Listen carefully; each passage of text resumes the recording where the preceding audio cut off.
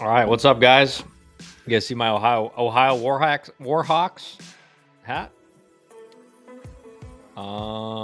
Canes, of course, the first guy back in the chat. It's been a while.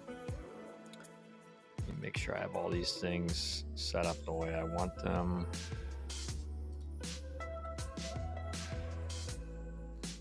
Okay. Let me pull up chat too.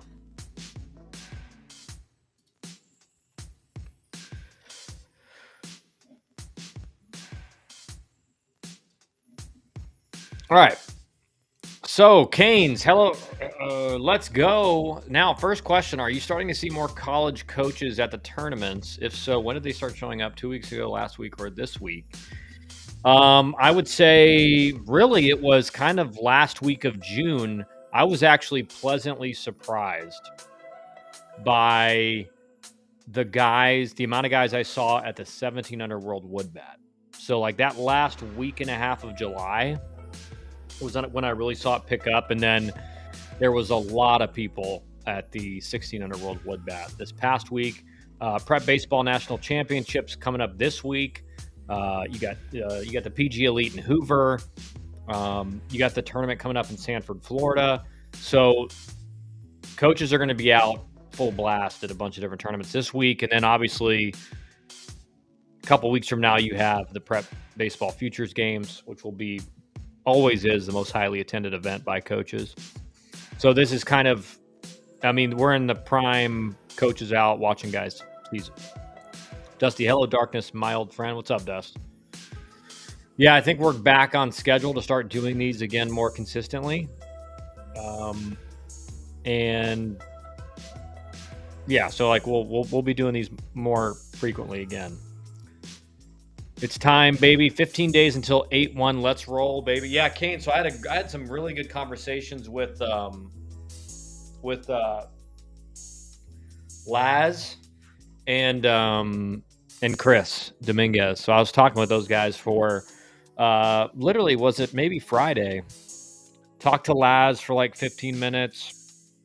Talked to Chris for probably 10, 15 minutes, just asking them what they were looking for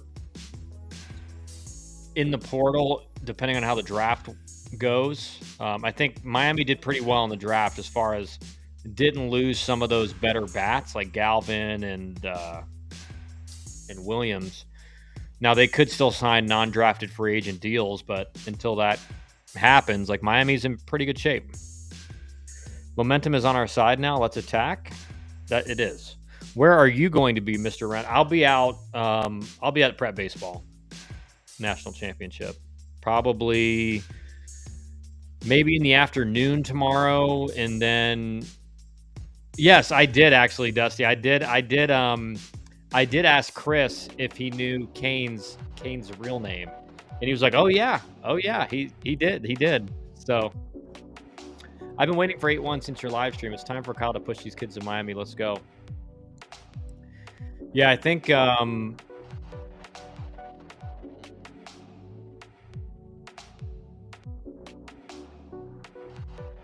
I think Miami's done a pretty good job so far. The portal, it's crazy because like there's kids that get offered a lot of money from a school wherever it is, and they still decide to go somewhere else. So it's really interesting, just the portal dynamics. Like guys get offered stuff, but then like and this is the conversation I've had with a bunch of coaches this summer. Is it's like everyone thinks like a couple years ago it was like, well, they're giving you 100,000, you're probably going to play. Well, like if you're getting that from an SEC school, like everyone else in that portal class is getting it too. Like it's not as much of a guarantee now that you're going to get to play. And what I have heard this summer is a lot of these portal contracts are these portal like NIL deals, revenue share deals, whatever, are or at least before the the clearinghouse thing, a lot of them were incentive based. So it was like you make all conference or whatever, you get this much money. And the thing is, like, now that team, let's say you get off to a bad start. Now that team is disincentivized to, like, help you figure it out. Help you. Now, again, that doesn't mean they're not going to try, but it just, again, it's like there's different dynamics at play now with guys in the portal than ever before, right? I mean, guys are getting offered, like, this is what I've been told. It's like guys that have, that, like, for pitchers, for example, there are guys that have put up 70 ERAs that have, like, let's just say good metrics by the book, good velocity, but they put up 7 or 8 ERA in a, okay mid-major conference. They're getting like $150,000 offers. There's a 6'4" to 6'6" kid in Florida that I think you are representing. I would love to add him. He was Select Festival kid at 12 under or 14 under, I believe. Just send me a DM, Canes, who it is. Good to see you back, finally. Thanks, Barks. Yeah, I know, it's good to be back. And again, it's like I told you guys, like, this summer was like the summer part was going to be tough because I'm out. I mean, literally Friday night, Thursday.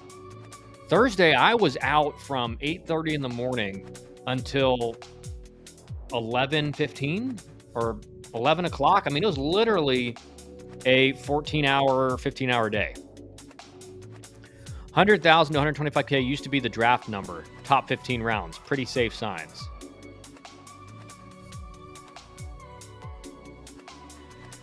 Yeah. I like the incentive-based ones, yeah. I had one person tell me who was very in the know that one college coach is having to double the bonus up X amount to keep a starting pitcher. A nice piece of leverage for the players. Yeah.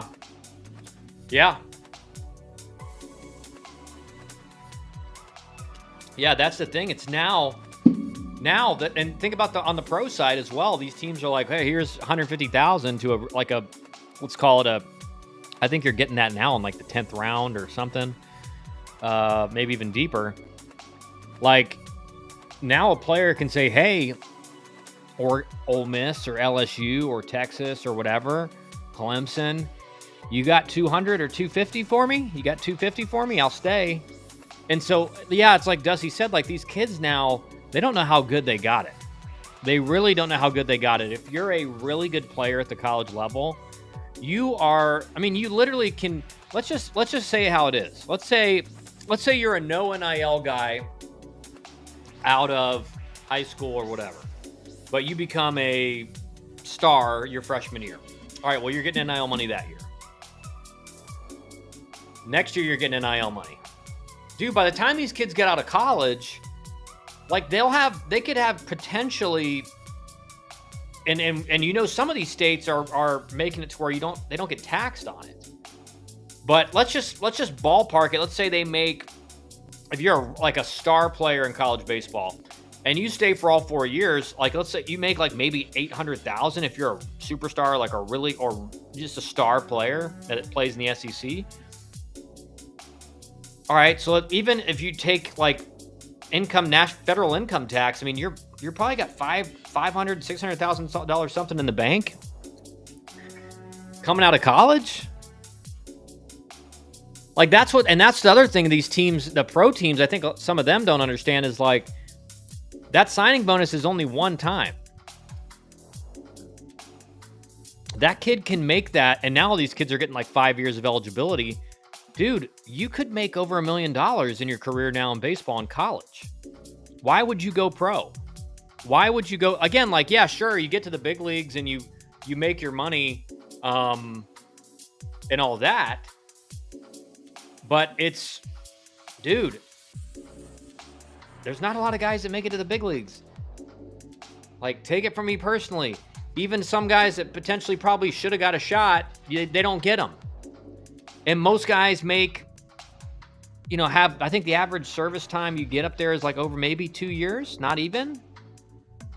So you can make that, dude, you can make that money in like 4 years in college and then go play pro ball.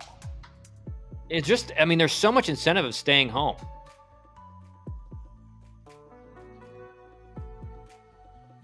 Ponatoski. Yeah, I think I know what you're talking about.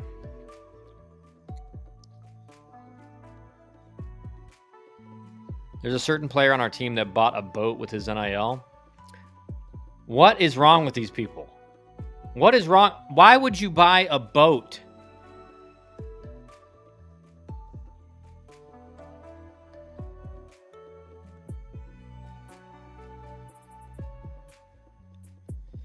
Talk about one of the worst. I mean, if you rent it out or something, like I don't know what kind of boat it is, but I mean, the only way you're making money is if you're renting that out for charters or fishing or something. That's what a terrible. I mean, whoever decided that, allowed that kid to make that decision, that's bad. Buying a boat, just, I mean, it's like a car. You just, it's you buy it and it immediately loses like 30% of its value. Ponatoski, Muller kid. Yeah, I know you're talking about. Listen to this. If he wants, he will be a first-round baseball draft. Could be $5 million. Then he has Kentucky football NIL. He's going to make $6 to $8 million. For him, that was. He's going to make, yeah. Yeah, that's crazy. Some of these kids now. I mean, it's unbelievable how much money. I mean, football's insane what these guys are making in college. Like I saw, there's this. Funny enough, Julie. I'll rent a boat. Yeah. JJ, what's up, man? I get it, Canes. He loves to fish, but like, dude, just go like rent a boat. Yeah. Like JJ said, don't go buy a boat. Like you're just losing money, like right out of the gate.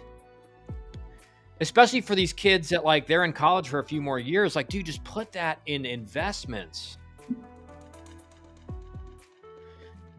You can double dip, right? What would Kyler Murray have made? I mean, I think it's up to, again, I mean, the team you get drafted by has to be okay with you playing football in the off season.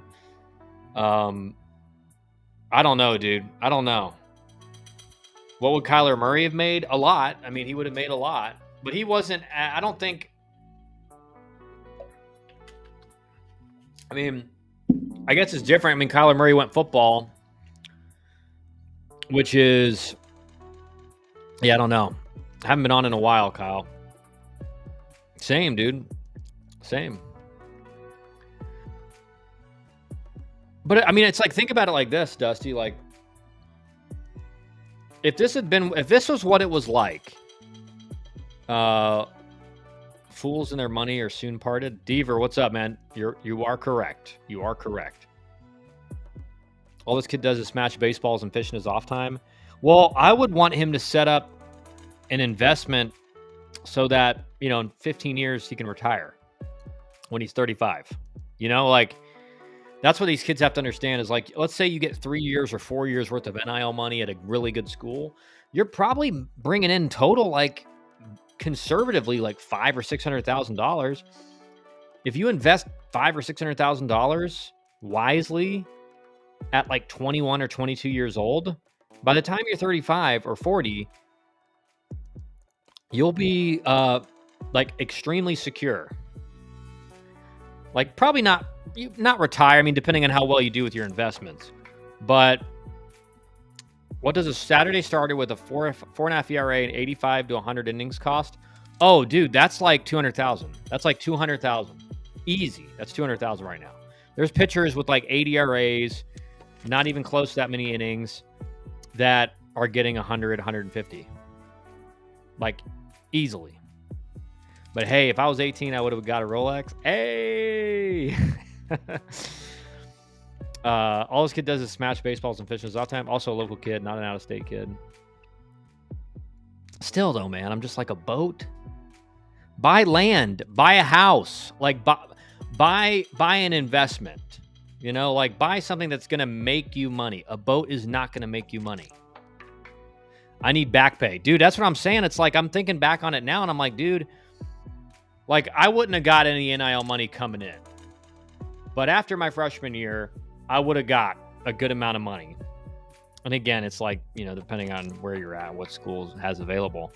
But like we were all playing to like, all right, we get drafted, hopefully get like a 6-figure signing bonus. And now these kids don't even have to get drafted. I mean, there's guys, the kid from Georgia, Rylan Zaborowski, who was like one of the best hitters in the country and probably making really good NIL money, he didn't even get drafted.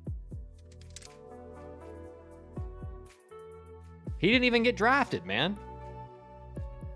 So that's the thing. It's like these guys, I've tried to tell people, it's like, dude, and he might have even said that's the, and Dusty kind of speaking to this.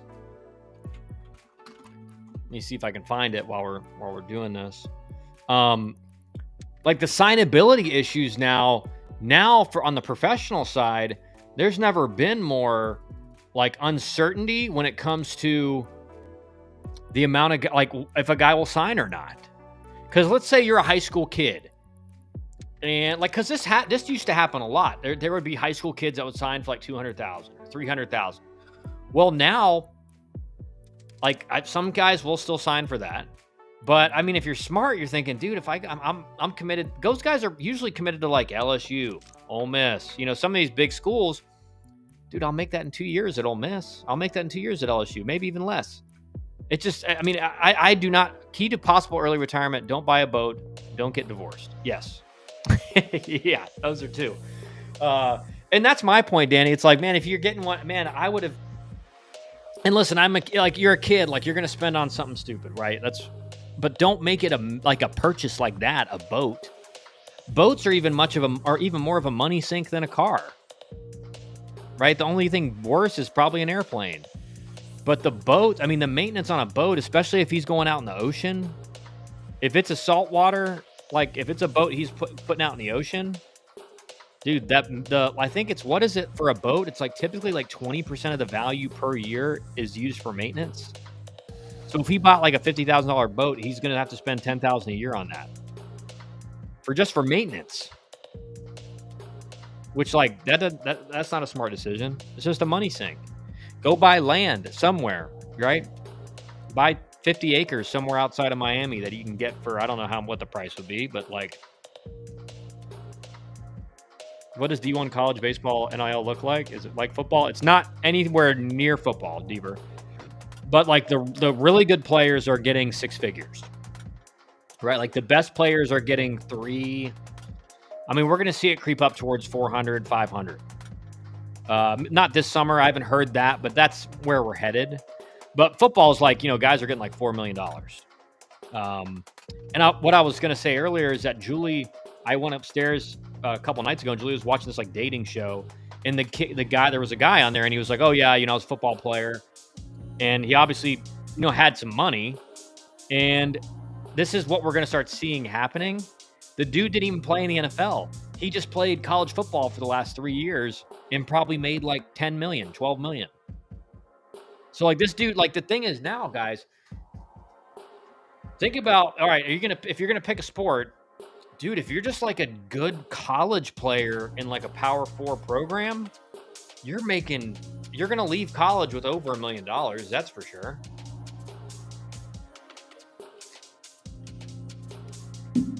Give Dusty his reparations. Seriously, it's disgusting. Like when I like it's getting to the point where it's just like, why would, unless you were an elite, like a top 3 round, 4 round guy, it doesn't make sense to sign as a sophomore or a junior. It doesn't make any sense, right? Let's say right now you're definitely a draft guy, but you're a kind of like me. You're like a 5th through 10th round pick. Like that's where you could potentially go, somewhere in there. Well, that means if you're that good of a player, that means you're probably a guy who in NIL at this stage is someone who can get $150,000 to $200,000 a year. That's just what your market is. Well, why would you sign for, call it $250,000, $300,000, or $150,000 one time when you can make that for like 2 or 3 more years? You can make 150 or 200 for 3 more years. So actually you're going to make 600 or even more. It just doesn't make any sense. But the scout who works for Prep Baseball and D1 Baseball said a kid came back to Texas A&M last year for $1 million.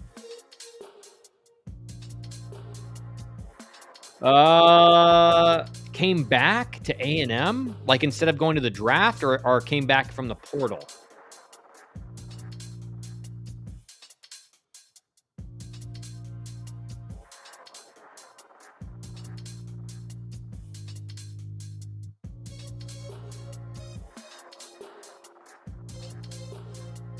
Like I'll say it like this, Canes, that would not surprise me. I have not heard that personally. I have not heard that. I'm not saying he's wrong. I'm just saying I haven't heard that. Home run derby thoughts. The clock works well, but I do miss getting to admire every home run. Yeah, I mean, dude, like I'll just say it like this, man.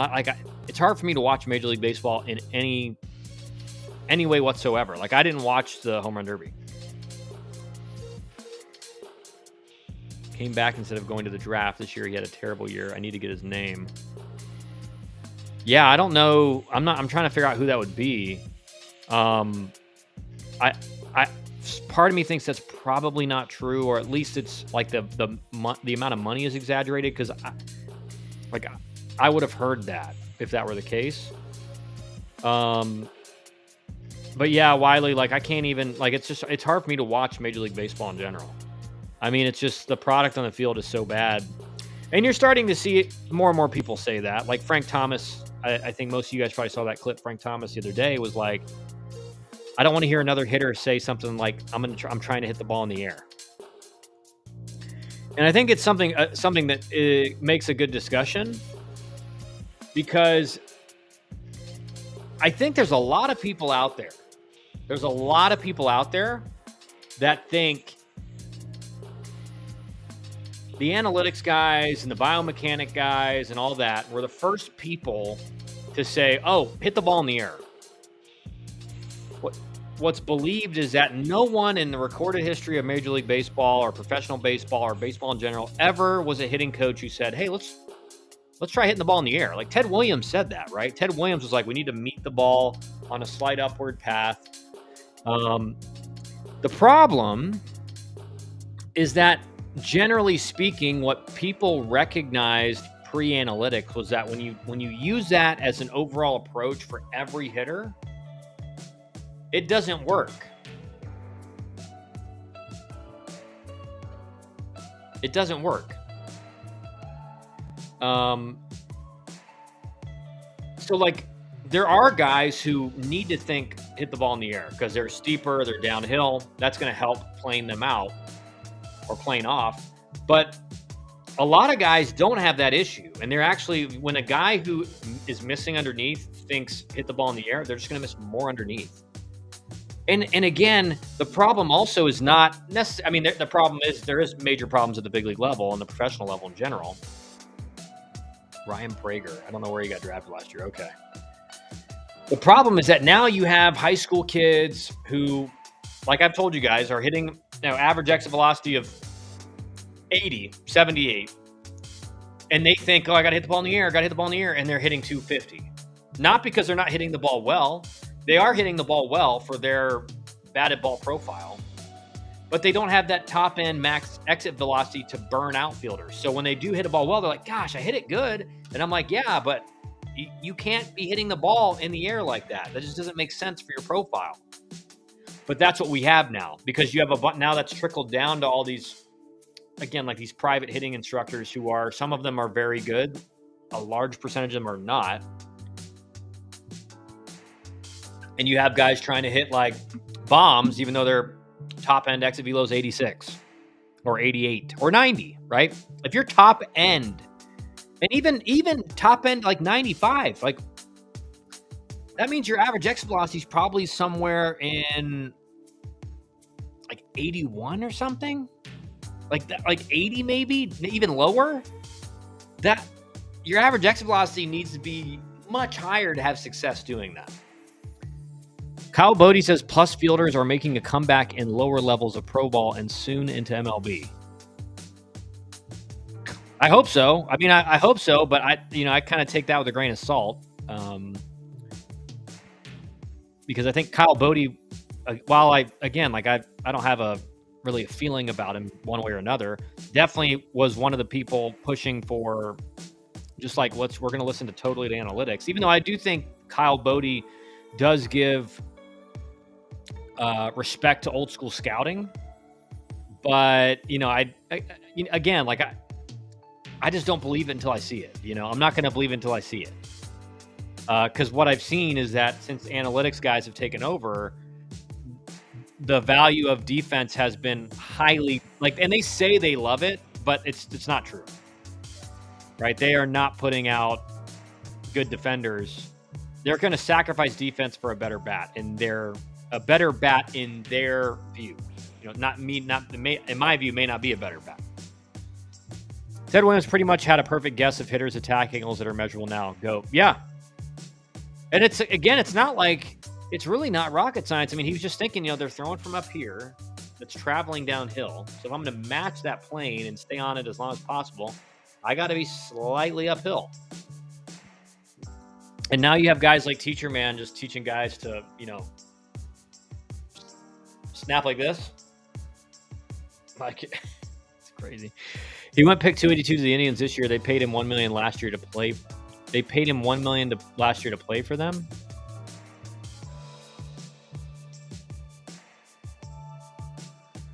I went to the Rockies game on Saturday, and the defense was so bad. I am talking basic stuff. Yeah, I mean, it's like I can't even. I was talking with 4 or 5 major league scouts and a couple agents. And again, Laz Gutierrez from Miami, who's, again, he's been with the Red Sox. He was with the Red Sox for 15, 16 years. There's not a person that I discuss that with who goes, yeah, no, I disagree with you, Kyle. Baseball's in a really good spot. Baseball, the product's never been better. No, those are the people. I haven't had one person tell me that. They're all like, I hope it swings. The pendulum swings back soon. Because Dusty's right. You turn on a major league game, you see them make routine errors all the time. You see them not know the situation. They make the wrong throws from the outfield. The hitting's atrocious. There's no situational hitting. And again, I've told you guys this, like, where's the competitive advantage with some of these teams? Why do the Orioles or the Tampa Bay Rays or the Oakland A's, why are they running their front office the exact same way the Dodgers and the Yankees are running it? Because they're just going to have better overall players, and if there's no competitive advantage, that means you're going to get beat. Like, where's the strategic advantage, and we're just going to copy whatever. We're all going to do the same thing. We're going to use AI models, and our formulas may be a little bit different and tweaked, but at the end of the day, they still value the exact same thing. And Dusty, in fairness to the rest of the league, it was a Rockies game. What are you and the rest of the ESA crew expecting to happen this year when 8-1 arrives? Are we expecting the big-time players to come off the board first, or do you think they will wait and let the process play out? No, I think big-time players will probably... Like, here's the deal, Canes. Dude, these kids nowadays, they cannot wait to post a commit pick. Like, they cannot, like, there's no patience, right? Everyone's on TikTok and everything like that. There's no patience. And they can't wait to post that commit pick so that they can, boys can hype them up. Which I get. Like, I was that kid I guess in some ways, but we didn't have social media. So you just kind of, you had your signing day event at your school. But making a commitment was not something that everyone knew right away. So, I do expect there to be a lot of guys coming off the board and committing on August 1st in the 27 class. We have to wait and see. I think some schools are going to, there are some schools out there who their whole strategy is we're going to make 30 offers, and the first 9 guys or 10 guys that commit, we take them. Again, obviously, positional needs come into effect with that. But then there's some schools who say, you know what, we're going to put some offers out, but we're not going to be like hunting guys down and putting out 50 offers. We may offer 3 or 4 guys on August 1st, see what happens, and then go from there. So everyone's strategy is different.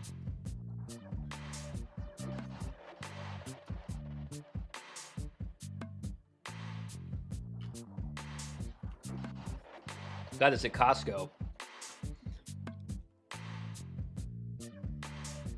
Cacao water. Super fruit hydration. It's pretty good.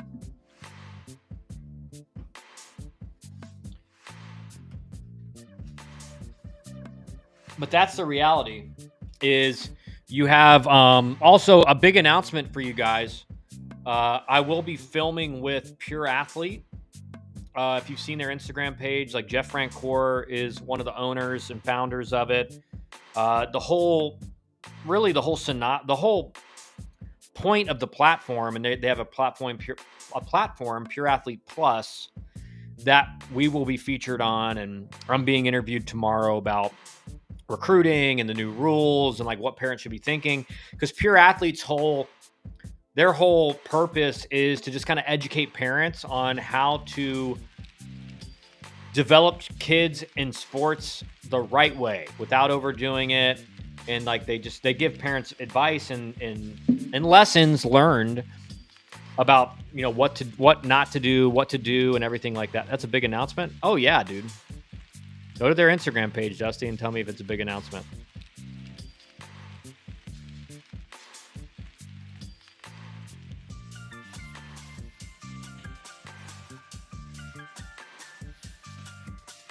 So we'll be doing that tomorrow. Did some today, but there is actually more tomorrow as well. And I don't know. I'll have an idea of when it's going to be officially posted and stuff on their page, and obviously I'll get the content to post on ours. But should be fun. Should be a fun thing.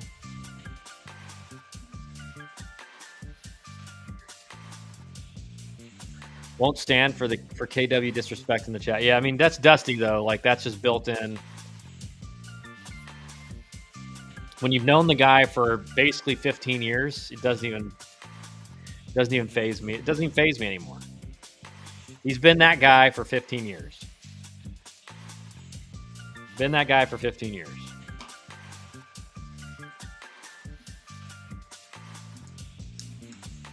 And the reason it doesn't faze because, you know, back in conditioning day, back when guys were actually run hard and, you know, conditioning was tough and it kind of weeded out players. There was two guys at the front of the conditioning, at the front of the timed laps and the down it, or what are the gassers on the football field, everything. That was me and Dusty and a few other guys. So like he can talk, he can say whatever he wants.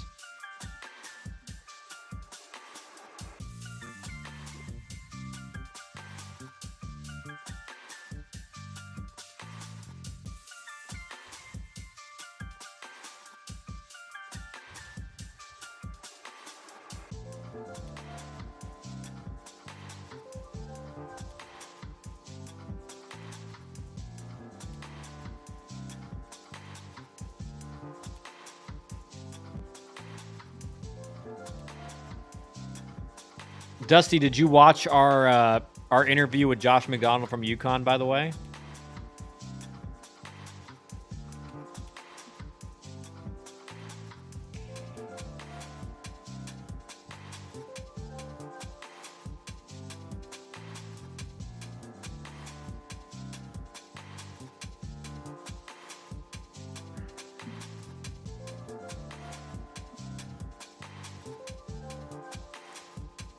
We need another Slavin stream. I have to figure out what makes sense to have him back on the stream, though, Wiley. Dusty Isaacs are going to be working with Charlie Wilcox this season.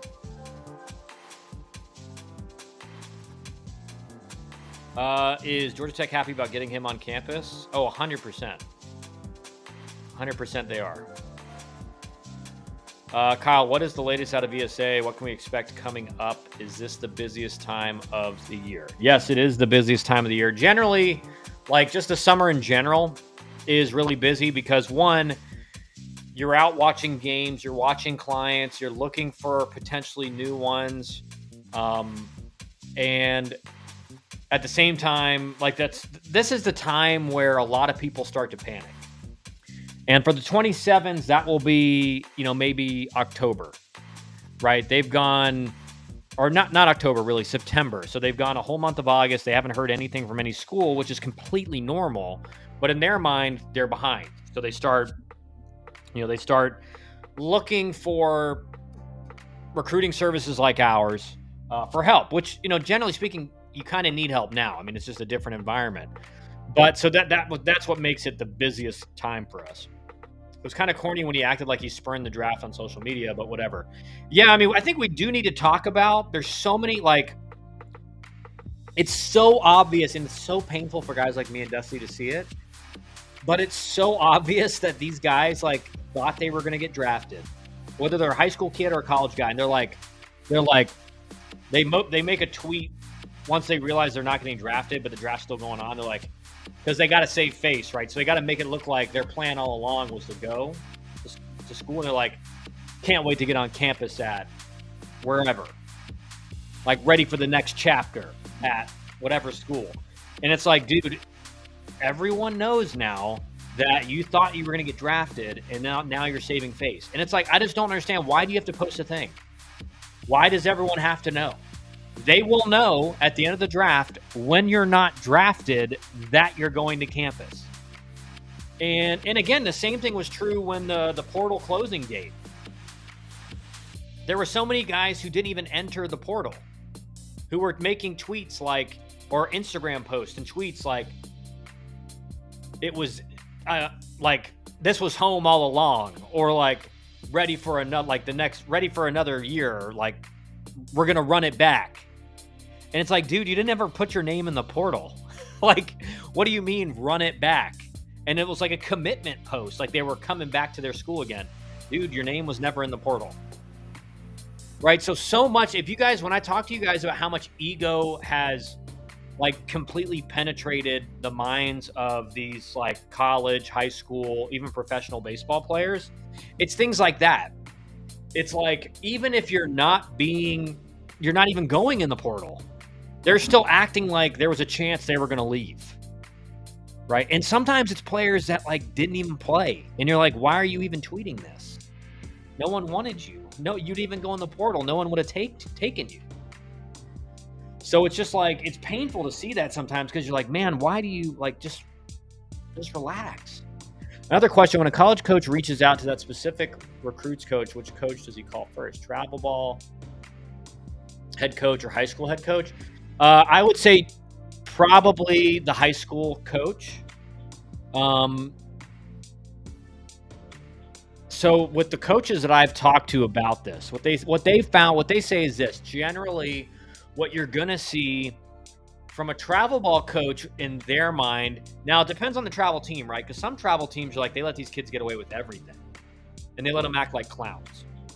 But a player in travel ball knows that coaches are going to be around, so he's on his best behavior. So what a lot of coaches have told me is they want to talk to the high school coach, because they know if the kid really works hard, what he's like when there's no coaches at the game or at practice, what kind of teammate he is. So high school coach is usually the better guy to talk to, because you kind of feel like, from a coach's perspective, you feel like the head coach in high school sees the player for who he really is. They think if they tweet about it, then somehow they are tricking people into thinking that it was their choice. It's painful. Yeah, I mean, it's like, and I'll say it, like there was like 4 guys for Georgia Tech that like never entered the portal. And it was, July 1st or 2nd, whatever it was. And they're like, run it back. And I'm like, wait, what do you mean? You were never in the portal. You know where it would have meant something? It would have meant something when the season ended and the portal had opened, but you were like, the season ended, and the next day you're like, I'm coming back. Like, I'm not going in the portal. That would have meant something. That would have spoken to the fan base. But when you're like, I just want to make it look like I was pursued, even though my name was never in the portal, it's just fake, right? It's just fake. And I've talked to you guys about this for the last year, is how many just fake guys are in baseball now. Like fake tough guys, fake acting like the portal, you were actually thinking about going to the portal, or that teams were pursuing you even though you weren't in the portal, or acting like you knew you were going to school the whole time, even though you were hoping you were going to get drafted high enough to sign. Like, it's just all fake. I think some of it is also marketing for the program and not ego, but it's still pretty tough. Well, yeah, that's the problem now, is we've given in, and that was what was so refreshing about talking to Josh McDonald. If you guys haven't seen that yet, that podcast yet with Josh McDonald from UConn, the recruiting coordinator and pitching coach, it was so refreshing. Because he was like, yeah, we're the opposite of, and here, I'm going to drop the link so you guys can see it. That's the link. Like the culture in college baseball now is like kind of like the inmates run the asylum, in my view. It's like, okay, we don't want to be too hard on them or tell them they can't do their rah-rah stuff literally at all times because they're not going to want to play here. Well, UConn's getting dudes, and UConn, if you watch the podcast, he's like, if I see a guy like not run out a pop fly or a ground ball, or he pimps a home run and jogs out of the box, like, I'm out. I don't care how good you are. Like, I'm not recruiting you because that's not the kind of player we want. With all the politics, you have a hot take that I think will come true this season. I'll get to it in a second. With all the politics in high school, it's good to talk with the high school coaches. Well, again, like it's a general statement, Reyes. Are there some high school coaches that, one, have no idea what they're looking at, and two, do play politics and stuff? Yes. But generally speaking, I would say the majority of high school coaches are just trying to put the best guys on the field. And again, what you're not really asking a high school coach if the kid's talented. If you're already talking to the high school coach, it's because you think the kid is talented. You're asking the high school coach really about makeup, and you're trying to figure out, is the kid tough? Is he a good teammate? Is he coachable? Does he have any attitude issues? Like, you're looking for red flags when you're talking to a high school coach. All right, Miami will have the best 1 through 9 lineup in the ACC, and our bench could also start at some other schools. Wow. Canes, that is complete and utter, like, most ridiculous thing I've ever read, considering Georgia Tech is in the ACC, and they're returning 8 starters. And they just and they got a commitment from the guy from Cal who's like a 350 hitter. So I mean, is Miami's offense going to be better? Yes. Is it going to be much better? Probably. Is it going to be the best in the ACC? I think we got to pump the brakes on that real quick, right? And that doesn't mean their offense won't be, top 5 or 6 in the ACC, maybe even top 3. But the idea that any offense in the ACC is going to be better than Georgia Tech next year is very suspect. Canes, that is the hottest of hot takes of all time. Love the enthusiasm, though. Our team is so deep, it's crazy. Pitching is where we will struggle, I believe. We look like UGA at the moment. Yeah, I mean, I will say I was talking to Laz about that, and he said really, in his mind, that's what he's looking for. Like, I know Miami's still looking for pitching in the portal, and he's like, we're looking for dependable guys. Like, he's like, we have a lot of guys that aren't very experienced, and so we really don't know what we're going to get, even if we do like the overall like repertoire and the stuff. He's like, we don't have really any proven guys besides Siskar, and he really likes Darius, right? But he feels like they need to add 1 or 2 guys that are dependable still in the portal. I'll be right back, but guys, I'm gonna go to the bathroom real quick.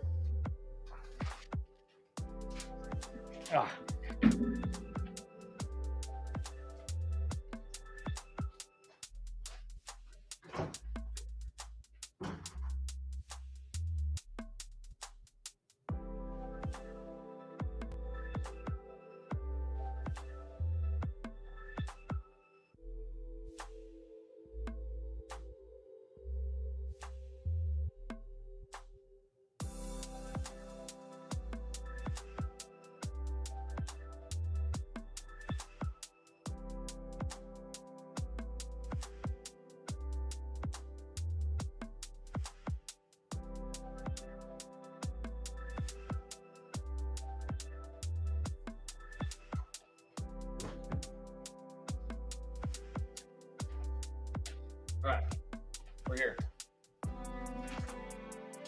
Kyle's gone. What should we talk about? We got Ogden, Galvin, and Williams back. I really believe in our freshman class. I mean, and you got Cuvée, right? We look like UGA at the moment.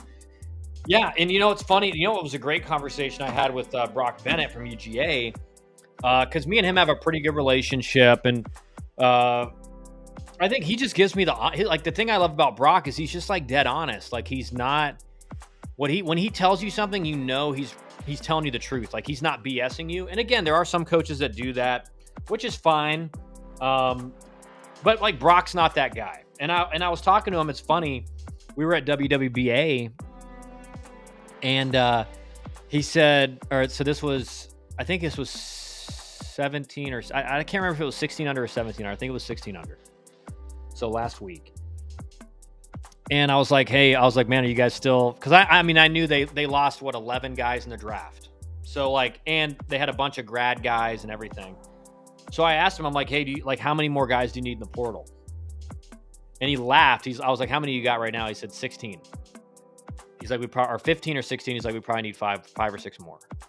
So can you imagine that?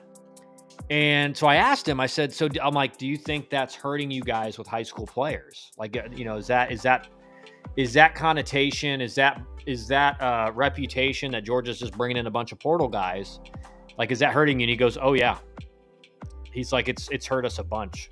He's like, we've had guys decommit. Like, it's hurt us. He's like, to be honest, and he told me this is kind of what their Georgia's outlook is. Wes wants the 27 class to be their first, like, kind of big high school class. So Georgia's game plan is not to have to add, 2/3 of their team or half their team from the portal every year. But Brock told me that Wes' whole point was, we need to bring in really good players the first couple years to get the program headed in the right direction and win and host. And then we can start recruiting the high school players at a higher percentage, right? The SEC is never going to recruit high school players like they used to. That's just not going to happen. But Georgia's strategy with 27s is going to be close to the traditional route of recruiting than it has done for the last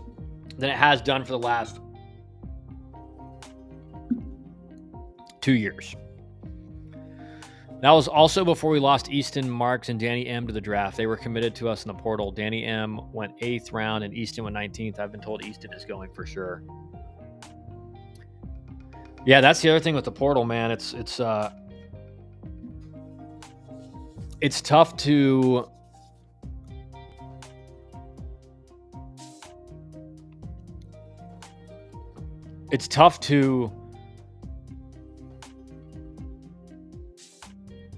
recruit a guy in the portal who's draft eligible and probably going to get drafted, because now you're thinking, all right, we just gave him NIL money.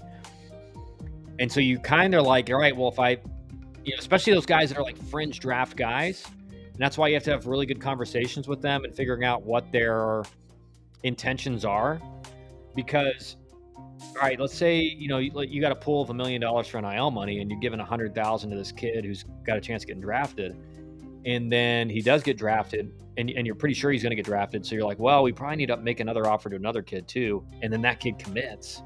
Now you got money out to both those kids that you only have money for one of them. Right. And this is the conundrum that coaches are in now.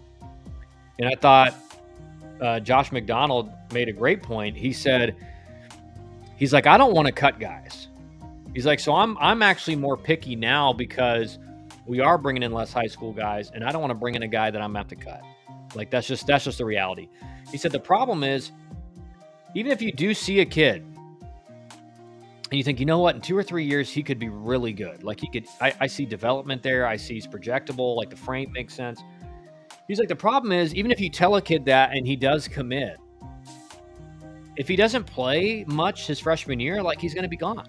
Like, he's going to leave because he's going to have people in his ear telling him, oh, they don't like you. They didn't pitch you as much as you thought.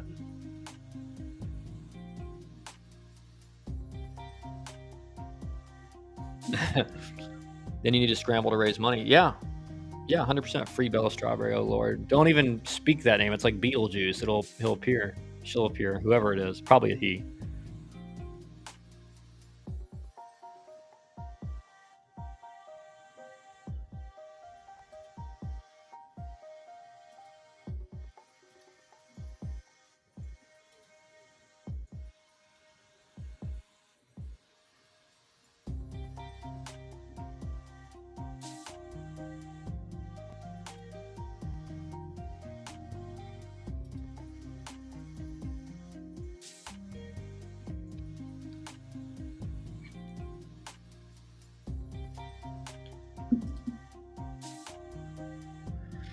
But it's good to be back, guys. It's good to be doing this again. I missed doing this.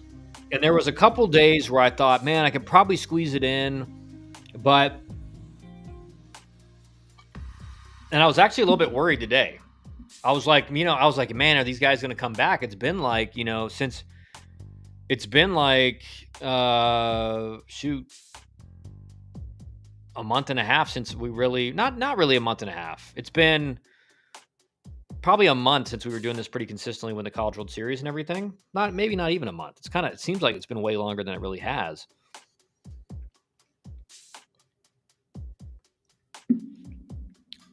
But so I appreciate you guys all coming back in here. 2028 presidential candidates. I think it's way too early for that. I think we're in it's like we're in the singularity, like we're in the event horizon. Like there are so many tendrils of timelines we could go down here in the next 4 years or next 3.5 years. That is a fool's errand to try to predict what the country, the world, our presidential candidates will look like in 3.5 years.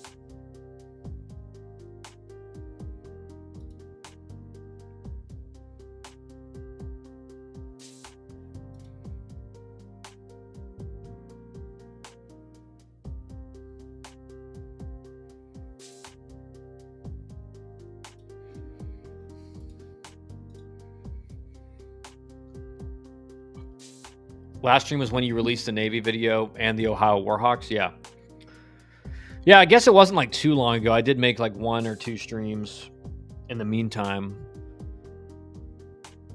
I actually may be doing some more stuff with the Ohio Warhawks this fall for Jupiter. They want me to come down there for Jupiter, and I told them I would let them know as soon as I have an idea if I'll be able to. I told them, like, if I can, I'll be down there. I love those guys, man. That was the coolest setup, I think, for players to actually get developed that I've seen in a while.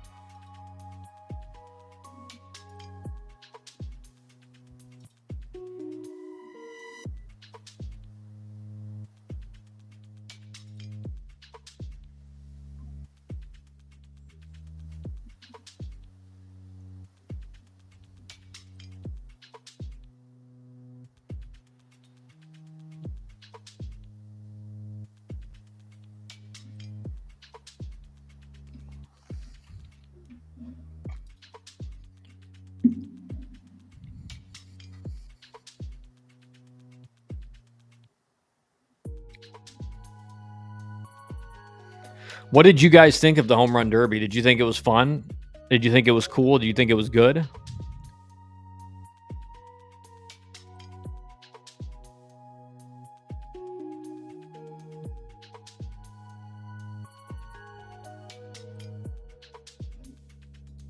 Or did any of you guys even watch it? Like, I didn't even watch it.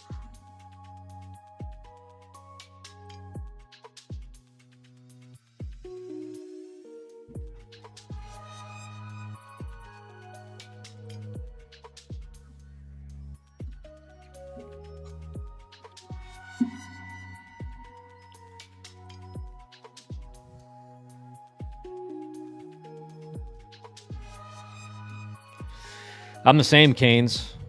Like it's tough for me to watch anything Major League Baseball because I just feel like I just end up getting frustrated watching it. Like it's not the game I grew up watching. And for me, the hardest thing to watch, Derby was fun, several pretty exciting hot streaks. The part that's tough for me is just the situational hitting. Like there's just no situational hitting whatsoever. The, runner on third, less than 2 outs. No one's trying to hit like a ground ball up the middle. No one's trying to just. And the best thing I've watched recently was Ken Griffey Jr. And they were talking about they're like, how did you just get to 120, 140 RBIs every year? And he's like, ground ball to second. Like runner on third, ground ball to second. And the thing is, what that does is it simplifies your approach to the point where he probably ended up hitting a lot of doubles, triples, home runs, because he just had a simple approach of like, I'm just going to try to drive this runner in. It was amazing seeing dad, brother, and son winning at the end of, even though I wanted Caminero to win. Yeah. Watch the Marlins. They're pretty decent. I actually watched the Marlins. They're pretty decent this year.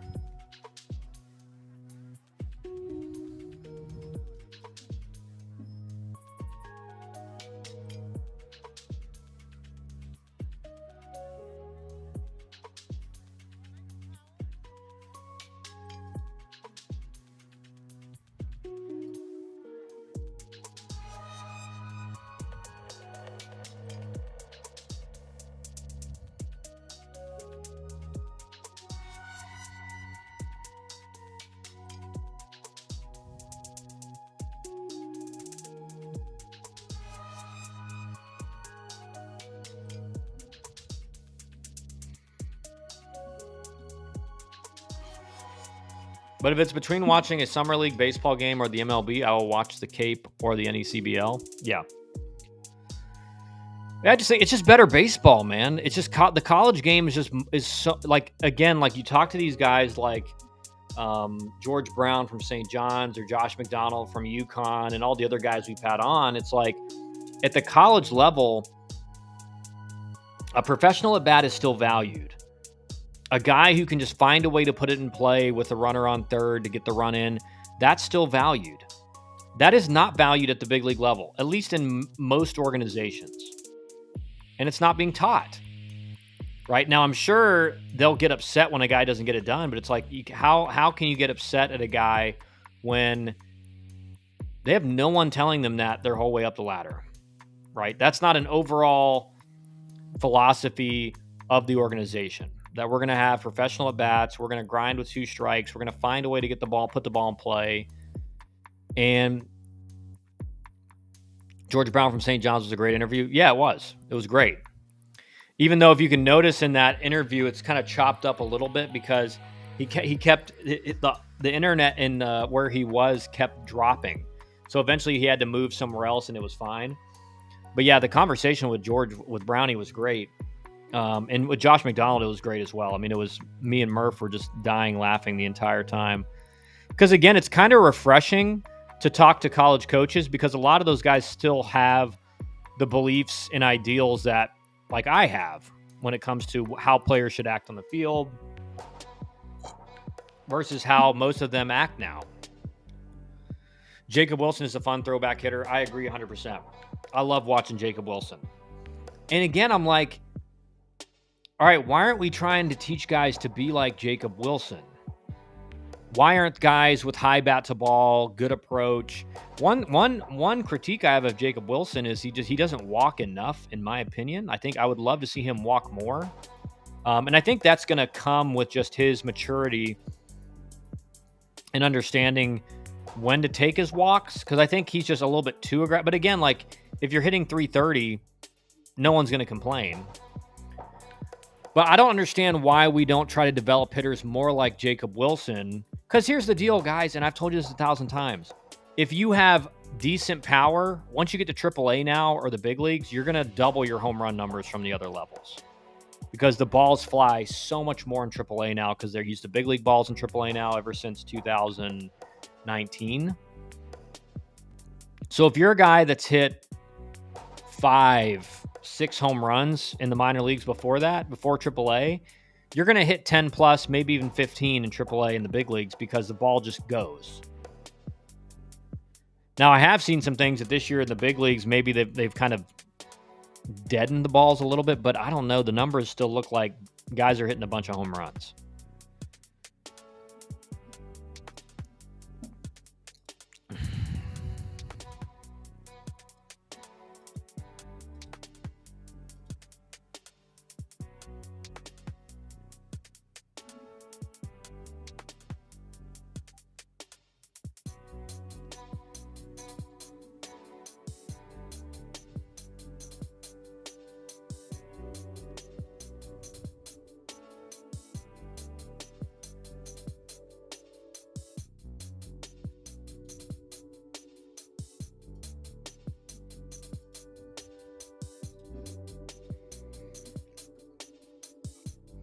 Right. All right, guys, that's going to be it for me today. But we're going to start doing these tomorrow. I don't know if I'll be able to do it, but especially, obviously, we have some big tournaments coming up here the next week and a half, 2 weeks. But after that, we should get back to a semi-normal schedule. I'll keep you guys updated, but thanks for joining the stream. I'll see you guys later.